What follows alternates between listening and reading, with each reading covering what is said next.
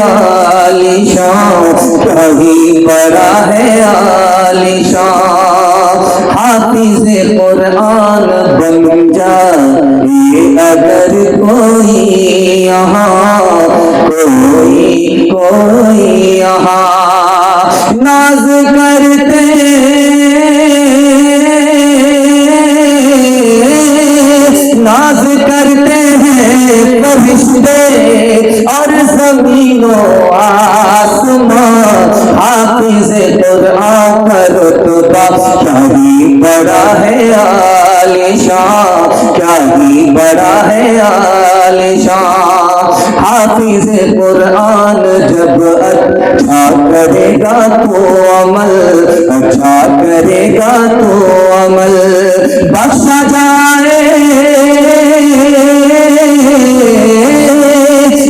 जाएगा कयामत में तेरा ही खानदा।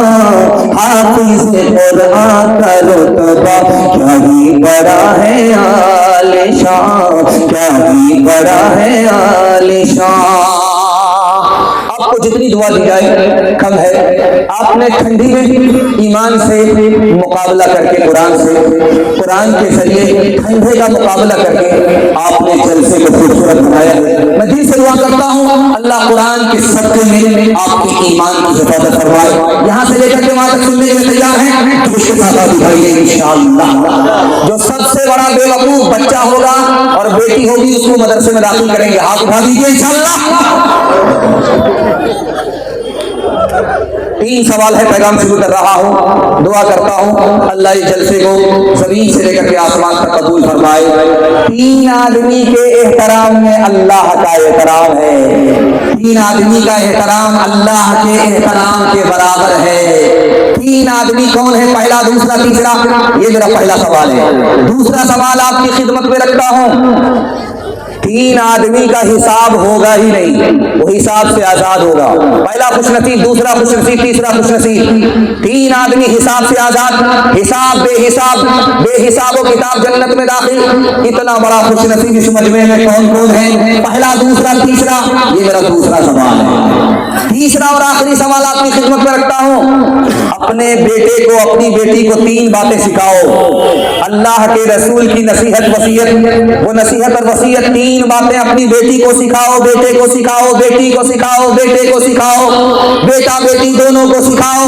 वो 3 बातें क्या है? ये आखिरी सवाल है। मुकम्मल जिंदा दिली के साथ सबूत देते हुए सुनेंगे, आप दिखा दीजिए इंशाअल्लाह। 3 सवाल पैगाम शुरू कर रहा हूं। और जिन बच्चियों ने यहाँ पर हिफ्ज़ कुरान मुकम्मल किया, दिल इतना खुश हुआ कि मैं तो समझता था कि आलिमा होती है बेटी, आलिम होता है बेटा, लेकिन वो रिकॉर्ड भी टूट गया कि हाफिज होता है बेटा, हाफिज हो रही है, हाफिजा हो रही है बेटी। सुभान अल्लाह। कुरान के हिफ्ज़ में भी बेटा बेटी दोनों बराबर हो गए। अल्लाह से दुआ करता हूँ अल्लाह बेटा बेटी के हिफ्ज़ के जरिए हम सबको जन्नत नसीब फरमाए, खानदान को शफाअत नसीब फरमाए। 3 आदमी के एहतराम में अल्लाह का एहतराम। जो दूध का दूध, पानी का पानी इंसाफ करता है, मुंह देख करके नहीं, चाहे अपना हो बेगाना हो, इंसाफ करता है, मुंह देख करके इंसाफ नहीं करता। ऐसे आदमी को इज्जत देना अल्लाह को इज्जत देने के बराबर है। ऐसे आदमी का एहतराम अल्लाह का एहतराम है। दूसरा, बूढ़ा नेकी करते करते उसकी दाढ़ी सफेद हो गई, नेकी करते करते नाफरमानी से बचते बचते उसके सर के बाल सफेद हो गए। उस आदमी को एहतराम देना अल्लाह को एहतराम देना है। उस आदमी का एहतराम अल्लाह का एहतराम है।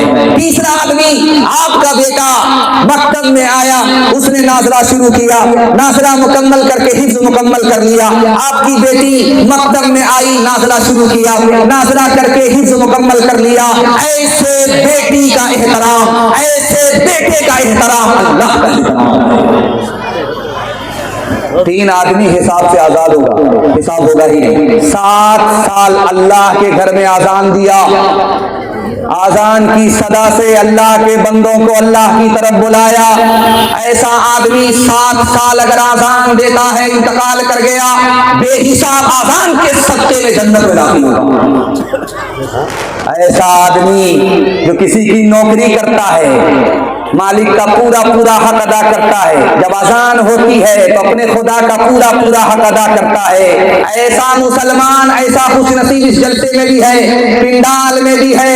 उस खुशनसीब को मुबारकबादी दे रहा हूँ। मालिक का अलग हक अदा कर रहा है, खुदा का अलग हक अदा कर रहा है। मरने की देर है, जन्नत मुंतज़िर है, जैसे ही मरेगा बेहिसाब जन्नत में दाखिल होगा। और जिसके जलसे में आप बैठे हैं कि अभी 3 बेटियों ने हिफ्ज़ कुरान मुकम्मल किया, सिर्फ मौत का इंतजार है, जैसे इंतकाल करेगी जन्नत मुंतज़िर है। हिफ्ज़ कुरान के सदके में अल्लाह बेहिसाब जन्नत में दाखिल फरमाएगा।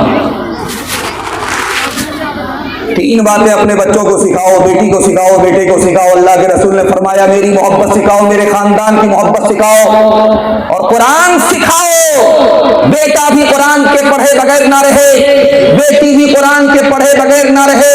जब तक कुरान सीख ना ले दूसरी चीज मत सिखाओ। कुरान पहले सिखाओ, बाद में असली तालीम दो। तीन बातें अल्लाह के रसूल ने इरशाद फरमाया।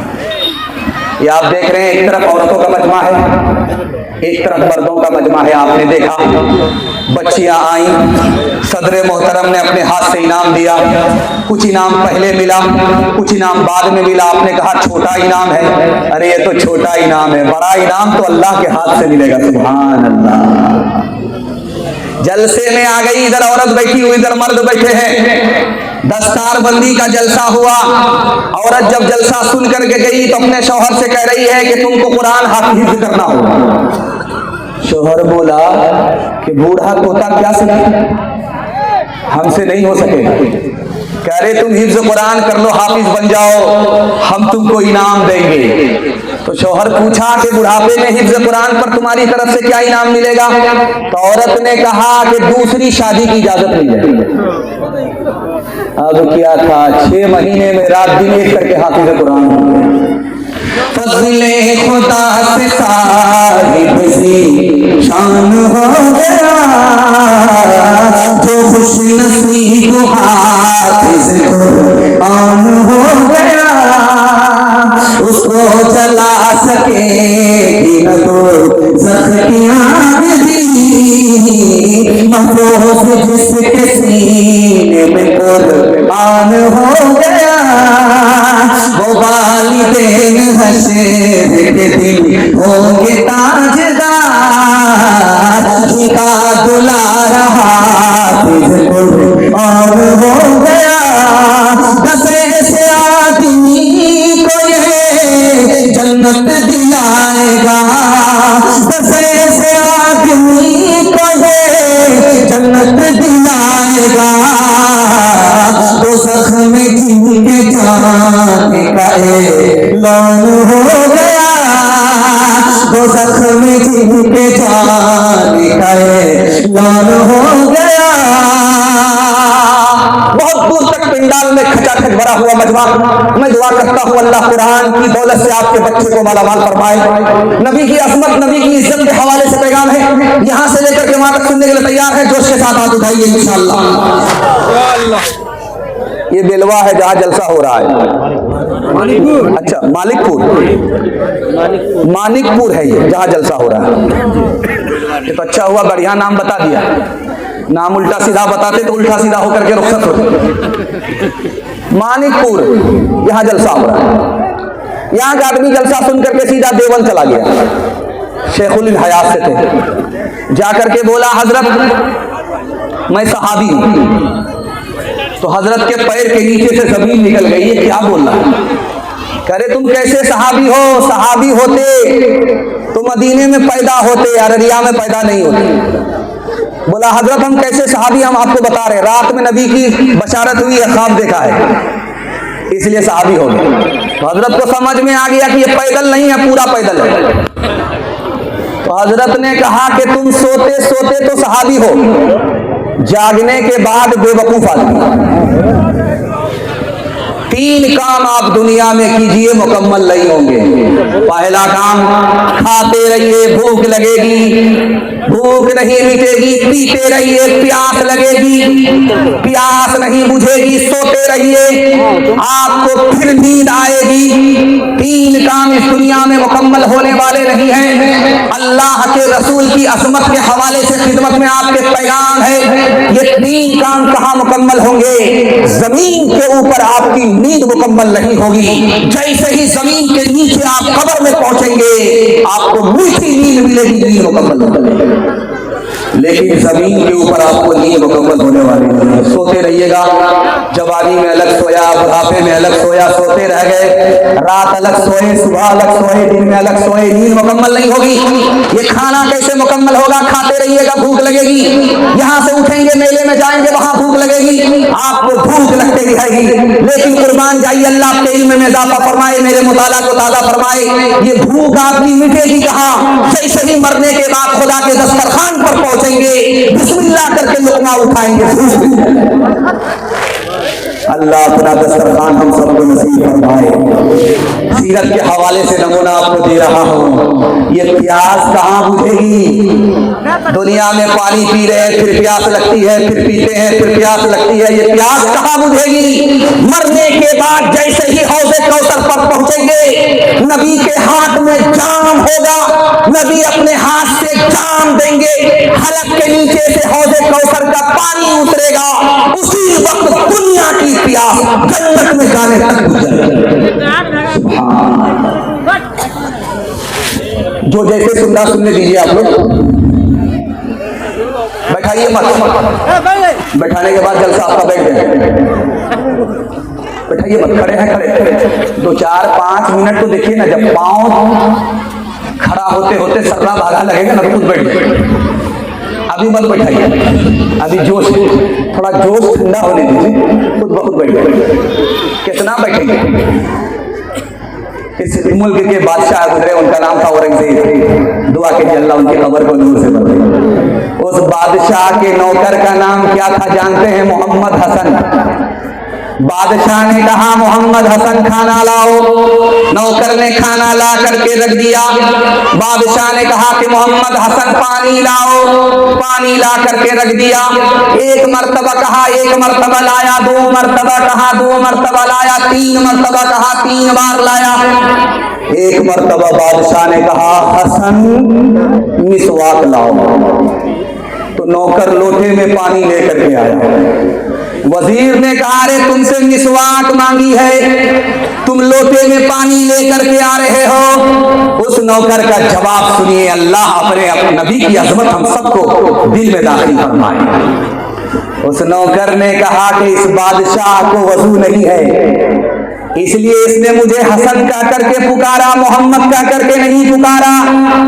बादशाह का वजू टूट गया है, इसलिए मोहम्मद का नाम बगैर वजू के अपनी जबान से अदा नहीं किया, इसलिए मिसवाक के बजाय वजू का पानी लेकर के आया हूं, ताकि बादशाह वजू कर ले, फिर बावजू मोहम्मद का नाम अपनी जबान से। हाथ उठाइए, वाला कीजिए। जवानी में शादी किया है, बुढ़ापे में हज करेंगे, हाथ उठा दीजिए इंशाअल्लाह। जैसा आपका दाल चावल वैसा मेरा पानी। पहले तो बस दिल पाक कर लीजिए, जाम तौहीद लत से लगा लीजिए। पहले तो बस दिल पाक कर लीजिए, जाम से लगा लीजिए। आग ज़मज़म से फिर अपना मुँह धोइए, आग ज़मज़म से फिर अपना मुँह धोइए, और नाम शहे अंबिया लीजिए। इतना कह दीजिए आज पास जरा आपकी कदम सत घटा करूं की गुलामी है आरज़ू, तो गुलामी नबी से दुआ लीजिए। बहुत अच्छा आपने सुना, इतना बड़ा मजमा, कोई शोर नहीं, कोई शराबा नहीं, दिल खुश हो गया। इतने सन्नाटे में आप सुन रहे हैं। मैं दुआ करता हूँ अल्लाह जन्नत का सुकून आपको दुनिया में। दूसरा नंबर आपकी खिदमत रखता हूँ, यहाँ से लेकर के वहां तक सुनने के लगेगा। बीवी से पूछ करके दाढ़ी रखेंगे, हाथ उठा दीजिए इंशाअल्लाह। आप एक बार पूछ करके देखिए, पता चल जाएगा कितना मुश्किल काम है, अंदाजा हो जाएगा। एक आदमी ने किताब में पढ़ा था, जिसकी दाढ़ी बड़ी होती है वो बेवकूफ होता है, और जिसका सर बड़ा होता है उससे बड़ा बेवकूफ होता है। उसने सोचा यार सर को कैसे छोटा करें। वो सोचा कि सर को छोटा करेंगे तो हम ही छोटा हो जाएंगे, ऊपर चले जाएंगे, नीचे गुजारा नहीं। सर को छोड़ दिया। सोचा कि दाढ़ी को छोटा करेंगे तो माचिस तलाश कर रहा था कि माचिस है कहाँ, नहीं मिला। सामने चिराग जल रहा था। उसने सोचा एक काम करते हैं, आधी दाढ़ी को जला लेते हैं और आधी दाढ़ी बाकी रख लेते हैं। तो मुट्ठी में लिया दाढ़ी को कि जो मुट्ठी से बाहर वो पवेलिये से बाहर। दाढ़ी को पकड़ करके मुट्ठी में ले करके जैसे ही चिराग से सटाया, हाथ छूट गया। पतलून के चक्कर में लंगोटी चली, पूरी दाढ़ी चली गई। ध्यान से रखिएगा, इस हिंदुस्तान में एक बादशाह गुजरा, उसका नाम है अकबर। अकबर बादशाह ने इस हिंदुस्तान पर हुकूमत किया है। जानते हैं वो दाढ़ी रखा था। उसके पूरे दरबार में सबको दाढ़ी थी, सब दाढ़ी रखते थे। दाढ़ी अचानक कैसे गायब हो गई, आपको सुन करके हैरत होगी। एक दरबारी मौलवी आया, उसने एक हदीस सुना दिया कि अल्लाह के रसूल की खिदमत में एक जवान आया अपने बेटे को लेकर के। बेटे को दाढ़ी नहीं थी, मोछ नहीं थी। अल्लाह के रसूल से दुआ लेने के लिए बेटे को रसूल की खिदमत में लेकर के आया तो अल्लाह के रसूल ने कहा मुबारक हो, जैसे इस बच्चे की शक्ल है उसी तरह तुम्हारी शक्ल जन्नत में होगी। अब क्या था, अगले दिन सब सफाचट हो गए। चेहरा फुटबॉल का मैदान। बच्चा रात में डर जाए कि अम्मा है क्या अब्बा। ये अररिया से लेकर के पंजाब तक मैं आपको चैलेंज करता हूं कि आप सरदार को, सिख को, पंजाबी को दिखा दीजिए दाढ़ी नहीं है। छोटी दाढ़ी जरूर रखेगा, बड़ी दाढ़ी जरूर रखेगा, पगड़ी जरूर बांधेगा। आप अररिया से चलिए, पंजाब से दिखाइए, बगैर दाढ़ी को कोई नजर नहीं आएगा, बगैर पगड़ी के कोई नजर नहीं आएगा। पगड़ी के बगैर कोई पंजाबी नहीं, कोई सिख नहीं, पगड़ी के बगैर, दाढ़ी के बगैर। आप पंजाब से चलिए, सीमांचल पकड़ करके आइए, आप देखते जाइए, दाईं तरफ देखिए, बाईं तरफ देखिए, सामने देखिए, हर पंजाबी को छोटी बड़ी दाढ़ी जरूर होगी और ये पगड़ी जरूर होगी। ये पगड़ी किसकी सुन्नत है? हमारे नबी की सुन्नत है। ये दाढ़ी किसकी सुन्नत है? हमारे नबी की सुन्नत है। अदा कौन कर रहा है? तो सिख कर रहा है, पंजाबी कर रहा है।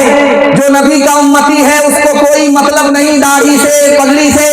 लेकिन जो नबी का उम्मती नहीं, जो सिख है, पंजाबी है, वो दाढ़ी को पकड़ लिया, पगड़ी को पकड़ लिया। लिखा नबी की सुन्नत को सरदार ने जिंदा किया, अल्लाह ने उसको इस धरती पर पंजाबी से सरदार दिया। मुसलमान कहाँ चला गया, सरदार कहाँ से कहाँ चला गया। हाथ उठाइए, वादा कीजिए नबी की सुन्नत को भूल भूल करके जिंदा करेंगे इंशाअल्लाह। जो लोग मोहम्मद के वफादार नहीं, अल्लाह की रहमत के वो हकदार नहीं है। हासिल है जिन्हें मोहम्मद का खजीना, कौने की दौलत के तलबगार नहीं है। जो दी हमें दे गए सुल्ताने मदीना, हम उसके बदलने को तैयार नहीं है। किस्मों से मोहम्मद के अखियार की रस्मों से तो बेजार नहीं है। किस्मों से मोहम्मद के बनते हैं खुदाई, अखियार की रस्मों से तो बेजार नहीं है। शक्ल तुम्हारी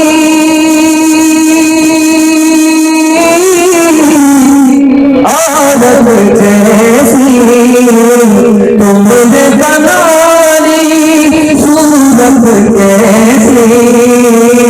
मोचड़ाए गाड़ी बनवाए औरत जैसी शक्ल बनाए, तुम्हें क्या हो गया है, तुम्हें क्या हो गया है। माशाअल्लाह, दुआ करता हूँ अपने जवानों के हवाले से अल्लाह नबी की सुन्नत को हमारे जवानों के सीने पर जिंदा फरमाए। हमारे जवानों को नबी की सुन्नत का ताज देकर अल्लाह हमारे जवानों को भी सरदार बनाए। ईसा पैगाम दुनिया और आखिरत के हवाले से सुनाने ले जा रहा हूँ। इतना खूबसूरत, इतना जिंदा मजमा है, इतनी मोहब्बत में डूब करके सुन रहा है कि मेरी जबान कैंची की तरह चल रही है। अल्लाह से दुआ करता हूँ अल्लाह हमारे जवानों को दीन दुनी रात चौगुनी तरक्की से माला माल फरमाए। अभी नया साल आने वाला है, देखिएगा कि बकरी ज्यादा गायब होती है, बकरा ज्यादा चोरी होता है, मुर्गी ज्यादा गायब हो रही है। ये सारी मुर्गी कहाँ जा रही है? चखना में जा रही है।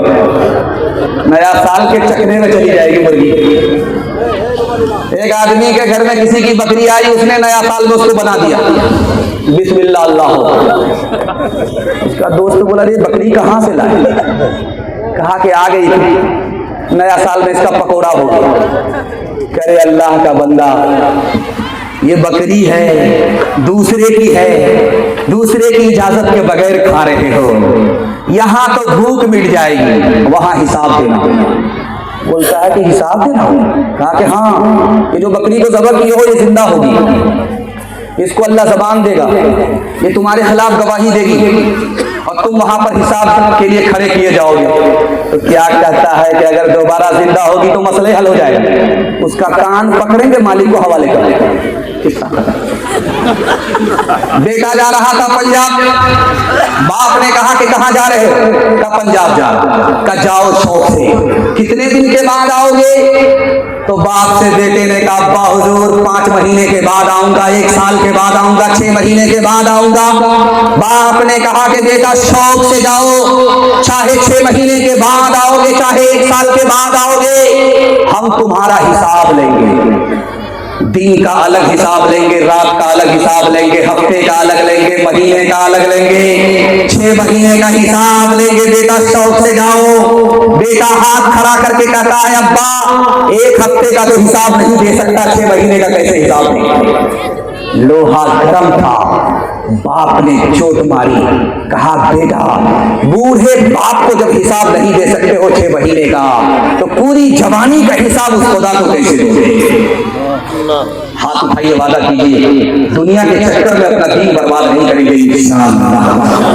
ये जिंदगी रानी जानी है, ये दुनिया का रूहानी है, बेकार की आना कानी है, ये तेरा है वो मेरा है। जो इस दुनिया में आएगा कुछ रोज ठहर के जाएगा, ये झगड़ा काम न आएगा, ये तेरा है वो मेरा है। आलू गया दौलत न गई, दादा भी गया हसमत न गई। आलू गया दौलत न गई, दादा भी गया हसमत न गई। आलू गया दौलत न गई, आलू गया दौलत न गई, तारा भी गया हसमत न गई।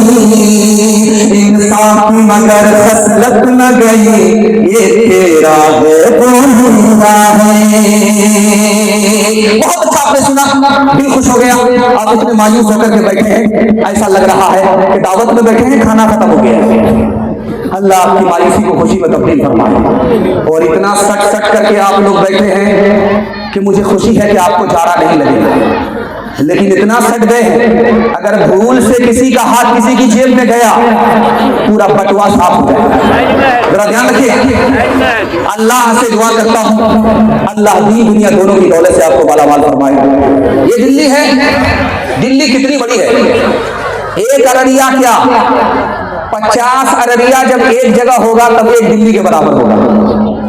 जितना बड़ा अररिया है, दिल्ली का एक टर्मिनल एयरपोर्ट का है, 3 टर्मिनल है। अब जोड़ लीजिए कितनी बड़ी दिल्ली है। एक आदमी पैसा वाला था, उसने कहा यार मैं अपनी तारीफ के लिए, अपनी नंबरी के लिए, अपने नाम नमूद के लिए पूरी दिल्ली को दावत खिलाऊंगा बेटे की शादी पर। बेटे की शादी हो गई, वलीमा खिलाना शुरू किया। एक दिन गुजर गया, पूरी दिल्ली के लोग खाते रहे, खाना खत्म हो गया, दिल्ली बाकी है। दूसरा दिन आया, फिर खाना खिलाया, लोग खाते रहे, खाना खत्म हो गया। फिर तीसरा दिन आया, दिल्ली के लोगों को खाना खिलाता रहा, लोग खाते रहे, खाना खत्म होता गया। 1 महीने तक वो पूरी दिल्ली को दावत खिलाता रहा, खाना बनता जा रहा है, लोग खाते जा रहे हैं। मुंह पर कपड़ा बांध करके वो रास्ते पर खड़े हो खड़ा हो। कि यार इतना पैसा लुटा दिया शादी में, देखता हूं कौन मेरी तारीफ करता है, कैसी तारीफ करता है। तो सबसे पहला आदमी जो निकला दावत खा करके बोलता है, एक नंबर का कबीना था, मिर्च बढ़ा दिया गया, खाया ही नहीं। उसने सोचा कि यार बेकार हो गया।